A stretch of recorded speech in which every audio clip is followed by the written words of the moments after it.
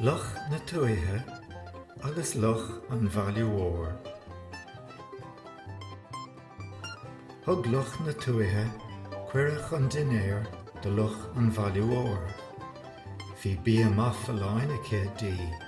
Bhí cráine cuirce aici. Bhí úl dearg aici. Bhí cnóite mílte aici.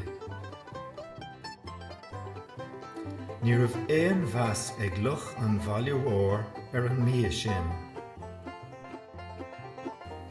Cén chuí ó bharan tú san áite? Ar siise.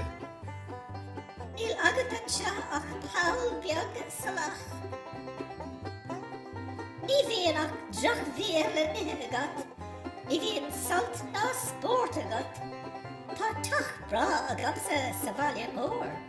Bhíon bia brála nithe gamán. Fágan áite agus tarlamsa go dtí an Bhaile Mhór.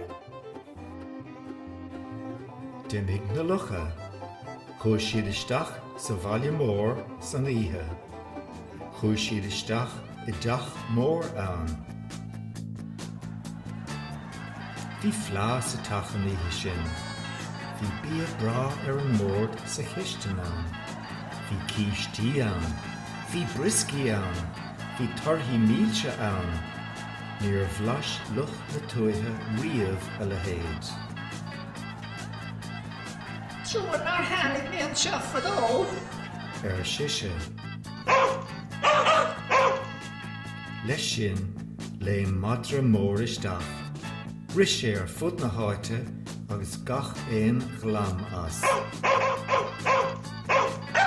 Ri Luch na Tuaithe isteach faoi chathaoir agus a crí ina béal.